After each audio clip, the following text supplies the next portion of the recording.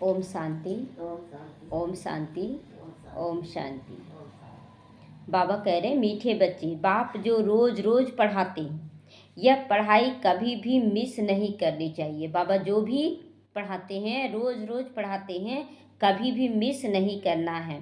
इस पढ़ाई से ही अंदर का संशय दूर होता चला जाएगा, क्योंकि हर पॉइंट को बाबा ना कोई मुरली के दौरान क्लियर करते चले जाते, जो हमारे अंदर संशय उत्पन्न होता है। तो अगर रोज़ नहीं सुनेंगे तो वो पॉइंट मिस हो जाएगा। तो फिर हम लोग बोलेंगे बाबा तो ऐसा नहीं बताया, वैसा नहीं बताया। इसलिए बाबा कहता है कि अपने अंदर का संशय दूर करना है, तो इस पढ़ाई को रोज़ पढ़ना है। प्रश्न है, बाप के दिल को जीतने की युक्ति क्या है? उत्तर, बाप का दिल अगर जीतना है तो जब तक संगम युग है तब तक बाप से जो कुछ भी हो कर रहे हो वो छिपाओ नहीं, कुछ भी छिपाना नहीं है। अच्छा बुरा जो भी है सब कुछ बाबा के आगे रखते रहना। बाबा आज ऐसे बोल दिए, बाबा आज ऐसे किए, बाबा यहाँ गए वहाँ गए, सब कुछ एक्यूरेट बता देना है। अपने कैरेक्टर पर पूरा ध्यान दो, अपने कैरेक्टर पर कि हम क्या कर रहे हैं, हमारे अंदर कौन सी कमी है जो हमें सत्युग में आने नहीं देगी। हमारी कमी कमजोरी निकलेगी, हमारे अंदर का विकार निकलेगा तो ही हम जाएंगे। तो इसीलिए अपने ऊपर पूरा पूरा ध्यान दो। अगर कोई पाप कर्म हो जाता है तो अविनाशी सर्जन को सुना दो तो हल्के हो जाओगे। बाबा को अगर सुना देते हैं तो फिर बाबा सॉल्यूशन निकालता है कि हाँ यहाँ बच्चे ठीक है, गलती किए हूँ। अब ऐसा नहीं है कि हम बार बार गलती करें और बार बार जाएं और बाबा के आगे सुना दें, नहीं, वो नहीं। अगर गलती हुआ है तो एक बार होगा, हाँ 2 बार होगा, उससे ज़्यादा तो नहीं होगा। तो सुना देने के बाद अटेंशन देना है कि हम ये गलती दोबारा नहीं करेंगे। तो यही उनकी दया कृपा व आशीर्वाद कहो कि बाप जो शिक्षा देते हैं ये शिक्षा ही उनका कृपा आशीर्वाद या दया है।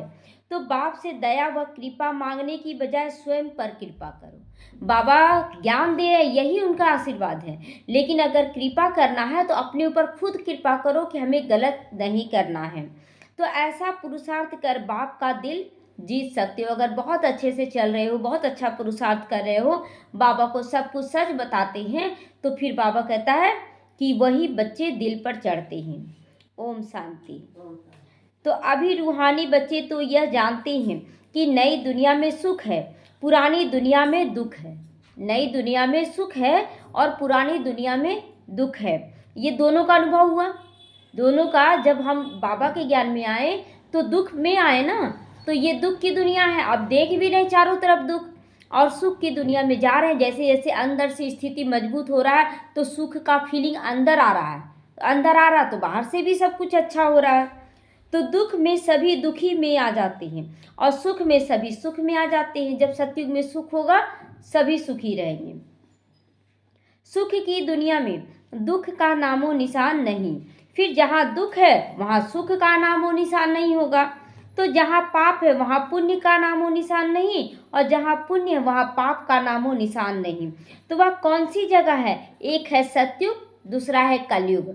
कलयुग में सब पाप आत्मा है और सतयुग में सब पुण्य आत्मा है। तो वहाँ कोई पाप नहीं, यहाँ कोई पुण्य नहीं।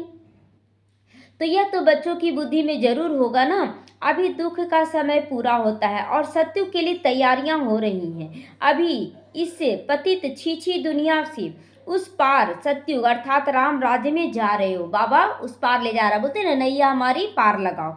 तो बाबा हमें सतयुग से कलयुग, इस किनारे कलयुग है, उस किनारे सतयुग है, बीच में विषय वैतरणी नदी बह रही है और उसको हम लोगों को पार करवा रहे हैं बाबा। तो नई दुनिया में सुख, पुरानी दुनिया में दुख। ऐसा नहीं कि जो सुख देता वही दुख देता है, ऐसा नहीं है। जो सुख देता वही दुख देगा, ऐसा नहीं। बाबा केवल सुख देने वाला है, नहीं। सुख बाप देते हैं, दुख माया रावण देती है। तो उस दुश्मन की एफिजी हर वर्ष जलाते हैं और शिव बाबा की मूर्ति बनाकर पूजा करते हैं, शिवलिंग बनाकर। तो दोनों का अंतर हुआ ना, दोनों को ही याद को हो रहा है। एक का एफिजी बनाकर जला रहे, पुतला बनाकर, और एक का लिंग बनाकर पूजा कर रहे। दोनों का 2 रूप हो गया। तो दुख देने वाले को हमेशा जलाया जाता है। तो बच्चे जानते हैं जब उसका राज्य पूरा होता है तो फिर हमेशा के लिए खलास हो जाता है। उसका राज्य जब कलयुग खत्म होगा तो फिर सतयुग आ जाएगा, तो हमेशा के लिए खत्म हो गया। वहाँ पर 2500 साल तक रावण का एंट्री नहीं होगा। तो 5 विकार ही सबको आदि मध्य अंत दुख देते हैं। तुम यहाँ बैठे हो तो तुम्हारी बुद्धि में यही रहे कि हम बाबा के पास जाएं। किसी देहधारी से सुनने नहीं जा रहे हैं, हम बाबा से सुनने जा रहे हैं। रावण को तो तुम बाप नहीं कहोगे, बाप कहेंगे रावण को? नहीं कहेंगे, क्योंकि बाप हमेशा पालना देता है, सुख के लिए पालना देता है। कभी सुना है रावण को परम पिता परमात्मा कोई कहते हो? कोई कहते हैं क्या रावण को परम पिता परमात्मा? कभी भी नहीं। तो कई समझते हैं लंका में रावण था। लंका तो बहुत छोटा सा जगह है। बाप कहते ये सारी दुनिया ही लंका है, ये सारी दुनिया ही लंका है। कहते वास्को डी गामा ने चक्र लगाया स्टीमर व बोट के द्वारा। जिस समय उसने चक्र लगाया उस समय एरोप्लेन आदि नहीं थे, स्टीमर से है ना चक्र लगा रहा था और अचानक अमेरिका पहुंच गया था। और तब अमेरिका का खोज हुआ कि हाँ अमेरिका भी है। तो एरोप्लेन आदि उस समय नहीं था, तो स्टीमर ही चलता था, ट्रेन भी स्टीम पर चलती थी। बिजली अलग चीज़ है। अब बाप कहते हैं दुनिया तो एक ही है, नई से पुरानी, पुरानी से नई बनती है। ऐसे नहीं कहना कि स्थापना पालना विनाश, ऐसे नहीं, स्थापना पालना विनाश। क्यों बाबा ऐसा नहीं बोल रहा है? पहले स्थापना हो रही है, अभी क्या है कि हमारे अंदर दैवी गुण धारण करवाए जा रहे हैं, नई दुनिया के लिए तैयारी चल रहा है, फिर विनाश हो जाएगा, ये सारी दुनिया को विनाश करेगा और फिर सतयुग और त्रेता युग में पालना दिया जाएगा। तो बाद में पालना हुआ ना, सतयुग त्रेता, तो ये अच्छा राइट है। बाद में रावण की पालना शुरू होती है, तो वह झूठी विकारी पतित बनने की पालना है। द्वापर से झूठी विकारी पतित बनने की पालना रावण देता है, जिससे सभी दुखी होते होते आज एकदम गिर गए हैं, कलयुग में आ गए। बाप को तो कभी किसी को दुख नहीं देते। यहाँ तो तमो प्रधान बनने के कारण बाप को भी सर्वव्यापी कह देते हैं। देखो क्या बन पड़े हैं बच्चे कि बाप को भी गाली दे देते हैं। या तो तुम बच्चों को चलते फिरते बुद्धि में ये सब रहना चाहिए। है तो बिल्कुल सहज बाप को याद करना, सिर्फ अल्प की बात है, अल्लाह को पहचानने की बात है, भगवान को पहचानने की बात है। मुसलमान लोग भी कहते हैं उठकर अल्लाह को याद करो, उन लोग भी 4 बजे उठकर बोलता है नमाज पढ़ो, याद करो।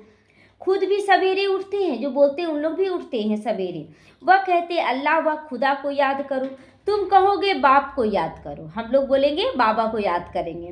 बाबा अक्षर बहुत मीठा लगता है, अल्लाह कहने से वर्षा याद नहीं आता है, बाबा कहने से वर्षा याद आता है। तो क्या कौन सा शब्द अच्छा लगेगा, अल्लाह की बाबा? बाबा अच्छा लगेगा। मुसलमान लोग बाप नहीं कहते हैं, फिर अल्लाह मियाँ कहते हैं, अल्लाह मियाँ कहते हैं। मियाँ बीबी होते हैं ना, तो मियाँ मतलब साजन, तो साजन को याद करते हैं। मियाँ बीबी, हम उनकी बीबी, शिव बाबा हमारा मियाँ। तो यह भी अक्षर भारत में है। परम पिता परमात्मा कहने से ही शिवलिंग याद आ जाएगा। यहाँ पर जब कहेंगे परम पिता परमात्मा तो फिर शिवलिंग याद आता है। यूरोपवासी गॉड फादर कहते हैं। भारत में तो पत्थर भीतर को भी भगवान समझ लेते हैं। शिवलिंग भी पत्थर का होता है, समझते इस पत्थर में भगवान बैठा है। भगवान को याद करेंगे तो पत्थर ही सामने आ जाता है ना। जब भी शिव बाबा को याद करते थे क्या याद आता था? शिवलिंग सामने आ जाता था, यानी पत्थर याद आता था। तो पत्थर को भगवान समझकर पूजते हैं। पत्थर कहाँ से आया?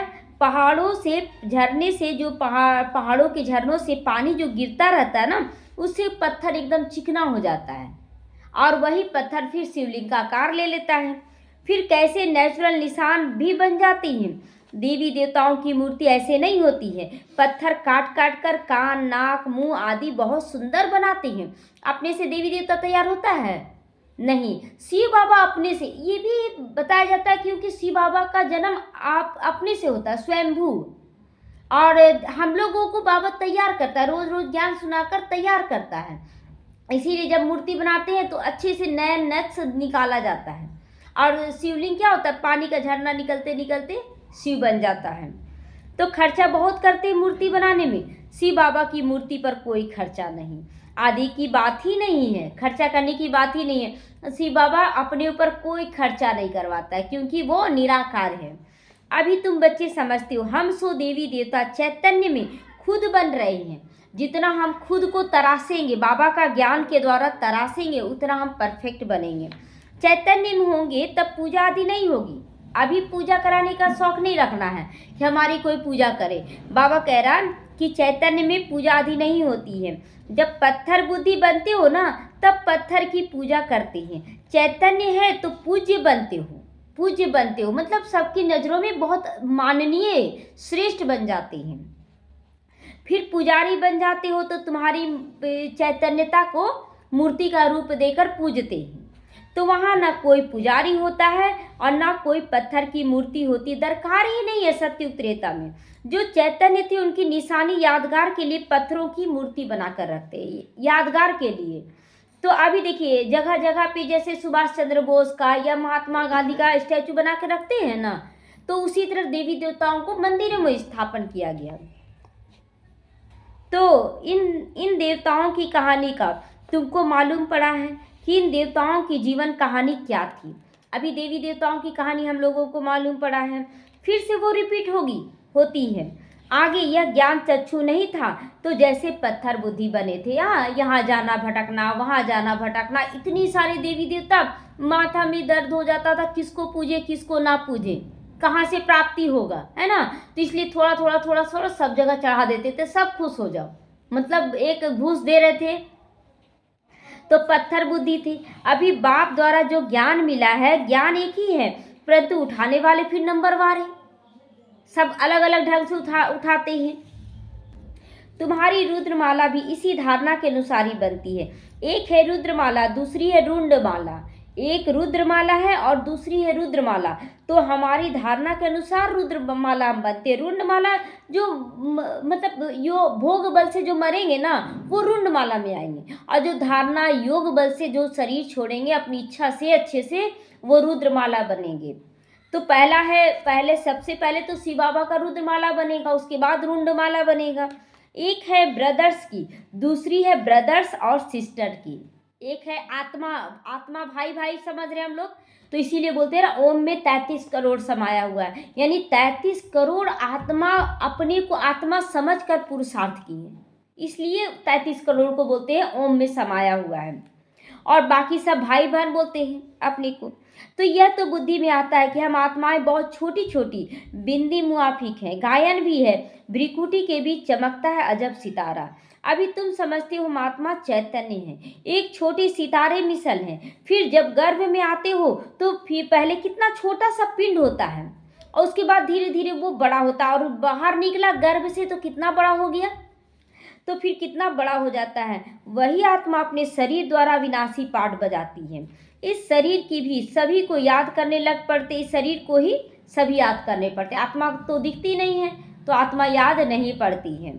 यह शरीर ही अच्छा बुरा होने के कारण सबको आकर्षित भी करता है, यही शरीर, और इसी शरीर के लिए लोग रोते हैं। आत्मा के लिए रोते नहीं, आत्मा तो अजन्मा है, आत्मा तो मरती नहीं है, लेकिन शरीर के लिए रोते हैं लोग।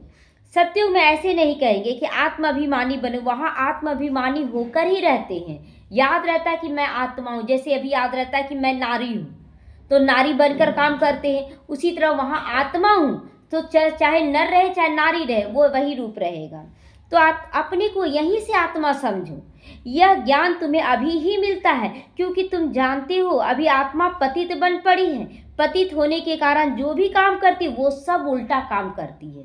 क्लियर कर रहा बाबा, चाहे देह भान में आप कुछ भी कर ले वो उल्टा ही होगा। देह भान पहला नंबर उल्टा है, तो इसीलिए पहले आत्मा समझे तब काम करें, तो उससे क्या होगा, कर्म के प्रभाव में हम नहीं आएंगे, और ऐसे देह भान में करेंगे तो उसके प्रभाव में आ जाएंगे। तो बाप उल्टा काम करवाते, माया उल्टा काम करवाती है। सबसे उल्टा काम है बाप को सर्वव्यापी करना। बाबा बार बार बोलता है ना कि मुझे सर्वव्यापी करके कितना गाली याद दिलाता है बाबा, कितना गाली दिए हम लोग। आत्मा जो पाठ बजाती है वो अविनाशी है, उनको जलाया नहीं जाता। आत्मा को जलाया जाता है क्या? नहीं, उनकी तो पूजा होती है। और आत्मा जब रहती है तो यही शरीर ना गंध देता है ना कुछ होता है, कुछ नहीं होता है। लेकिन एक आत्मा निकल गई तो 1 से 2 दिन में कितना गंध देने लग जाता है शरीर से, तो शरीर को जलाया जाता है। आत्मा जब शरीर छोड़ती है तो शरीर को जलाती है। आत्मा दूसरे शरीर में प्रवेश कर जाती है तो आत्मा बिगड़ शरीर 2-4 दिन भी नहीं रख सकती है। कई तो फिर शरीर में दवाइयाँ आदि लगा कर भी रखते हैं, परंतु फ़ायदा क्या है बताओ। एक मुस्लिम बहन थी तो बोली, आप लोग कितना निर्दयी हैं, आप लोग जला देते, इतना समय से पालना देकर जला देते। बोले आप लोग भी तो रखते कहाँ हैं अपने घर में, आप लोग भी तो दवाइयाँ लगाकर और उसको बूथ में बंद करके रख देते हैं, ज़मीन में गाड़ देते हैं। आप लोग भी कहाँ रखें, हम लोग जला देते हैं और आप लोग गाड़ देते हैं। तो अंतर क्या है, रखिए घर में, तब पता चलेगा कि क्यों नहीं रखना जाता है। तो बाबा बोलता फ़ायदा क्या, अच्छा ठीक है गाड़ भी देते हैं दवाई लगाकर, अच्छा उससे क्या फ़ायदा होगा, वो तो गल जाता है। हाँ, तो क्रिश्चियन का एक संत जेवियर कहते हैं, उनका शरीर अभी भी रखा हुआ है, उनको भी जैसे मंदिर बना हुआ, उनका भी किसको दिखाते नहीं है, सिर्फ उनका पाँव दिखाते हैं। तो कहते हैं कोई भी उनका पाँव छू ले ना तो बीमारी नहीं होता है, ये धारणा वहाँ का। परंतु पाँव छूने से बीमारी से हल्के हो जाती है, तो समझते उनकी कृपा है। तो ये क्यों होता है, किसी का पाँव छू लिया और ठीक हो गया, ये क्यों हुआ। बाप कहते हैं भावना का भाड़ा मिल जाता है। अगर हम भावना से बहुत सच्चे दिल से जा रहे हैं, वहाँ छुएंगे तो ठीक हो जाएगा, ठीक हो जाएगा, ये संकल्प जो करते हैं ना, इसी का भावना का भाड़ा मिलता है। दूसरा, निश्चय बुद्धि होने से कुछ फायदा हो जाता है। निश्चय बुद्धि होकर जाते हैं कि वहाँ जाने से एकदम ठीक होना ही होना है, तो ठीक हो जाते हैं। तो बाकी ऐसे तो ढेर के ढेर वहाँ चले जाएंगे। एक जगह गए ना, तो वहाँ पर बोलते हैं ना, बनारस में एक जगह है, तो वहाँ पर पानी बोलते अमृत है, और वहाँ पानी अगर पी ले 21 दिन तो उसका 15 दिन तो उसका सारा बीमारी दूर हो जाए। अच्छा, वहाँ के रहने वाले तो बीमार नहीं पड़ना चाहिए, वहाँ का तो रोज पी रहा है। तो ये सब मतलब भावना जैसा था ना, जिस भावना से या निश्चय बुद्धि से करते हैं तो उसका तो कहीं भी ठीक हो जाएगा। फिर इसी के लिए गायन होता है, मन चंगा तो कठौत में गंगा।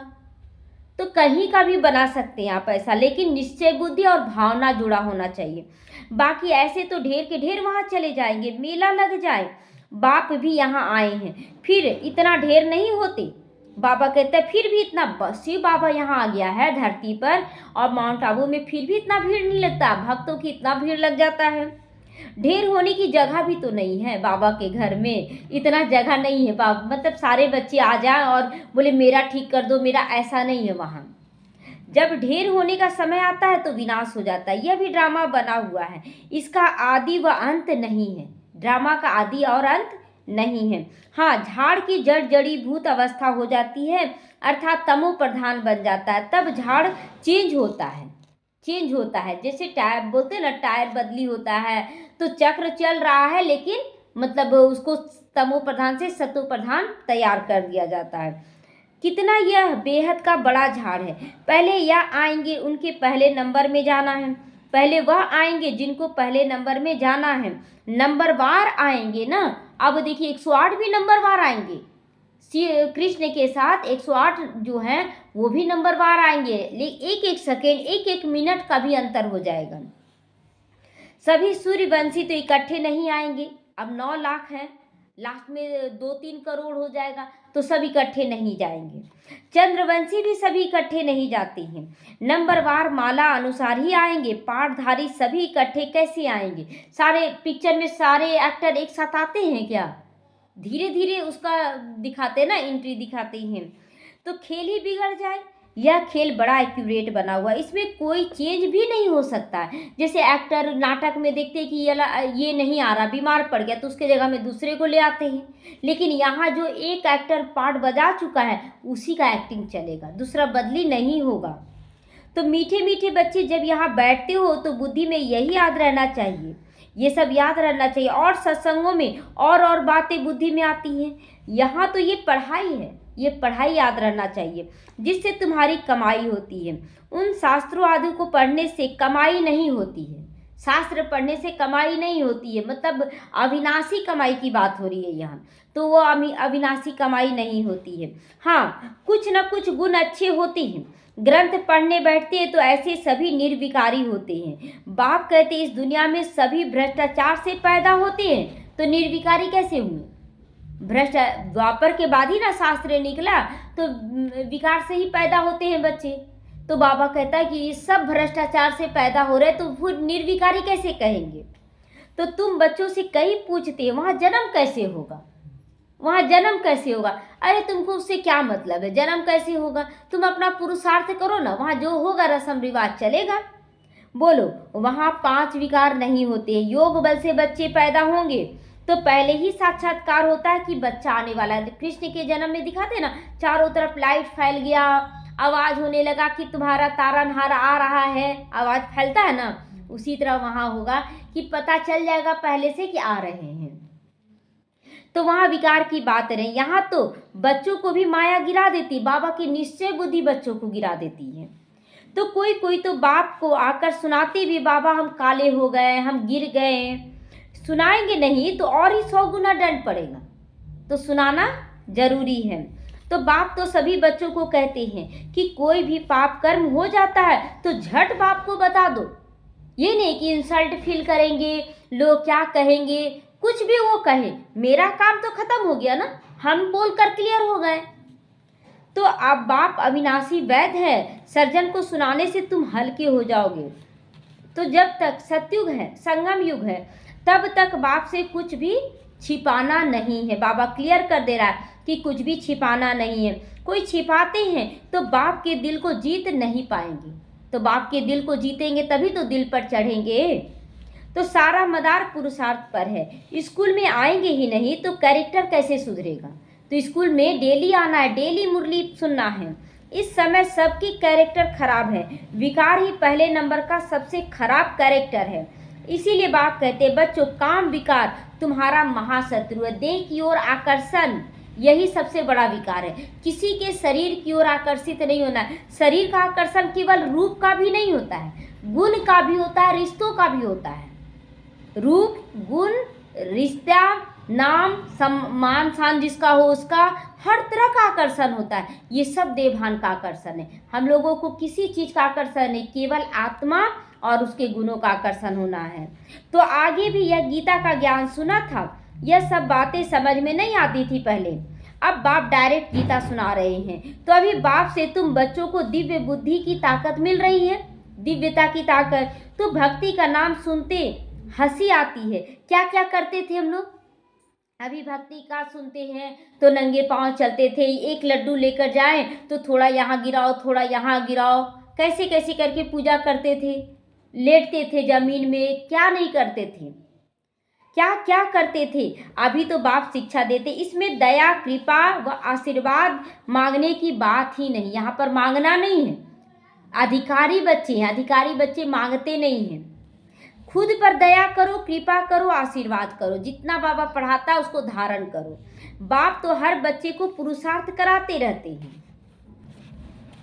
तो बाबा कहता है कि बाबा केवल पुरुषार्थ कराता है। जैसे कि हम लोगों का भी बच्चा है, उसको घूस दे के अगर ऊंचाई पे पहुंचा भी दिया जाए, लेकिन वो ऊंचाई तक नहीं पहुंचेगा जब तक कि वो खुद पढ़कर अच्छा से नहीं बने, नॉलेजफुल, पावरफुल ना बने।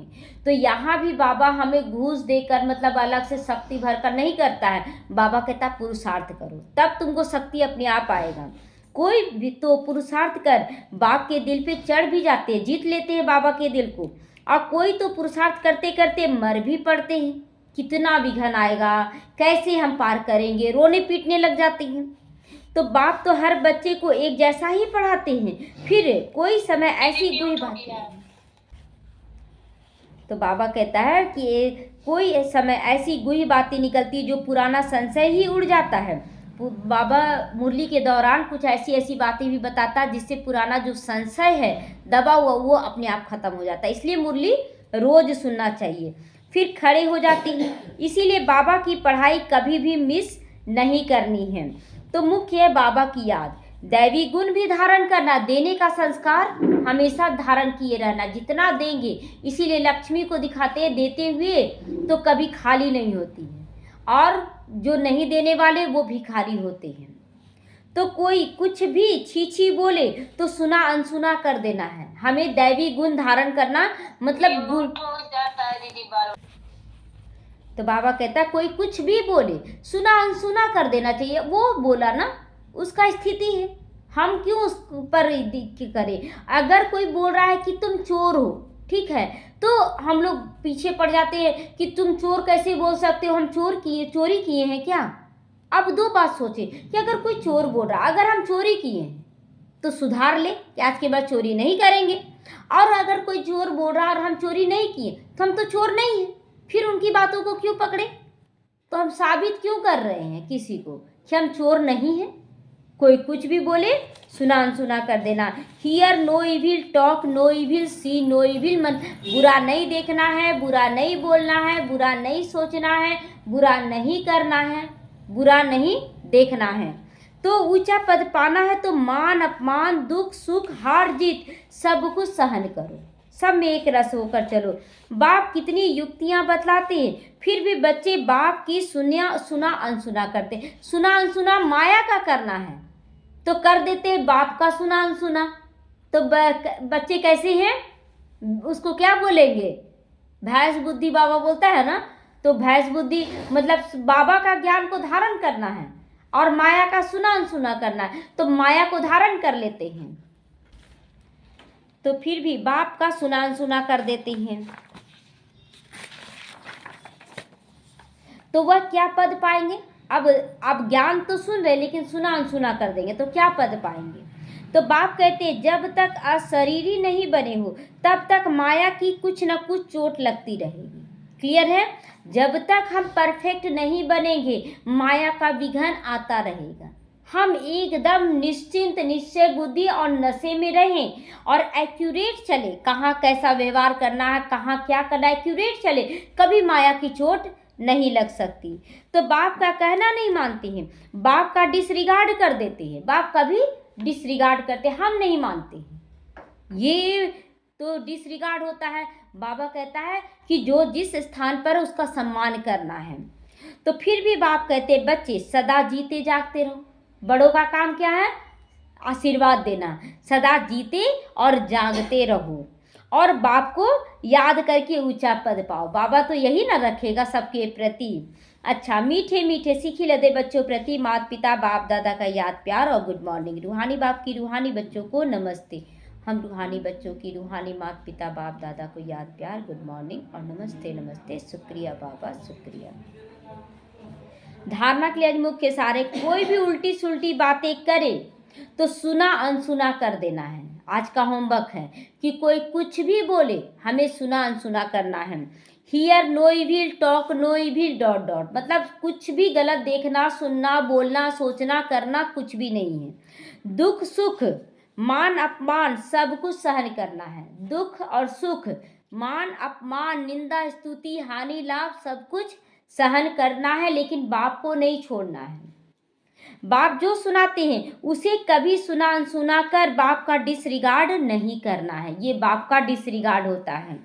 तो माया की चोट से बचने के लिए अशरीरी रहने का अभ्यास जरूर करना, अशरीरी बन जाना है। मैं आत्मा हूँ ये रखना है। जैसे कि कोई बालक सो मालिक बोलता है ना बाबा कि बालक सो मालिक का बैलेंस रखो, तो जब हम राय दें तो मालिक बनकर जरूर राय दे, लेकिन अगर नहीं माना जाए तो बालक बनकर स्वीकार करे। लेकिन क्या होता है बच्चों के अंदर, अरे मेरा तो कोई राय माना ही नहीं जाता, अब तो केवल हाँ जी कर देंगे, हाँ जी कर देंगे, हम अपना कोई राय देंगे ही नहीं। ये भी गलत है। अगर मेरे अंदर संकल्प उठ रहा है, राय देने के लिए कोई मना नहीं है, लेकिन मेरा ही राय माना जाए ये गलत है, ये गलत है। होगा वही जो कल्प पहले हुआ है वही होगा। तो हमें स्वीकार करने का भी शक्ति रखना है। तो बाबा कहता अशरीरी बनने का अभ्यास यही है, बैलेंस रखना भी अशरीरी बनने का अभ्यास है। वरदान है बाप समान रहम दिल बन, सबको क्षमा कर स्नेह देने वाले मास्टर दाता बनो। कोई कुछ भी कहे लेकिन रहम दिल उसके प्रति, वो बीमार है, कोई ईर्ष्या बस जल रहा है, कोई कुछ कर रहा है, अंदर से चिड़चिड़ क्यों करेगा कोई? अगर आप परफेक्ट है तो आप किसी और के बारे में क्यों सोचेंगे? तो वो बीमार है, उसके प्रति भी क्या सोचना है कि उसकी बहुत अच्छी आत्मा है, अभी उसको सकाश का जरूरत है, बस उससे ज़्यादा नहीं। तो रहम दिल बनकर उसको क्षमा कर दे और स्नेह देने वाले मास्टर दाता भव। जैसे बाप को रहम दिल मर्सीफुल कहते हैं, ऐसे आप बच्चे भी तो मास्टर रहम दिल हो। तो जो रहम दिल है वही कल्याण कर सकते हैं। आज शर्त बाबा का क्लियर है कि जो रहम दिल है वही कल्याण कर सकते हैं, बाकी लोग नहीं कर सकते, कितना भी आप सुभावना दें, लेकिन रहम दिल एक अलग चीज होता है। तो अकल्याण करने वाले को भी क्षमा कर सकते हैं। वैसे बच्चे, वह मास्टर स्नेह के सागर होते हैं, उनके पास स्नेह के बिना कुछ है ही नहीं, है ही नहीं। मेरे पास फूल ही है, कोई पत्थर भी मारे तो हम फूल ही देंगे ना उसको।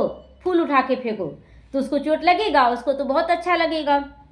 तो वर्तमान समय संपत्ति से भी ज़्यादा स्नेह की आवश्यकता है। बहुत धनवान लोग हैं लेकिन प्यार के भूखे हैं, उनको भी प्यार देना है।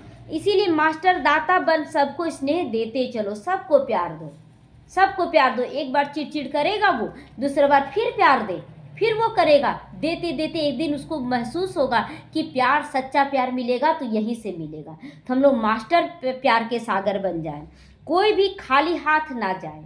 इतना अच्छे से हम लोगों का व्यवहार हो कि कोई खाली हाथ ना जाए। स्लोगन है, तीव्र पुरुषार्थी बनने की चाहना हो, है सबका चाहना, तो तीव्र पुरुषार्थी बनने की चाहना हो तो जहाँ चाह वहाँ राह जरूर मिलेगी। राह मिलता है कि नहीं?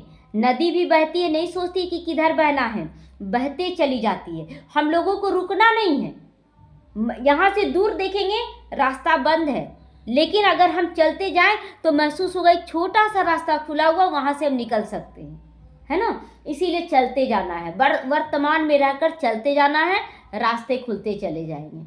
ओम शांति।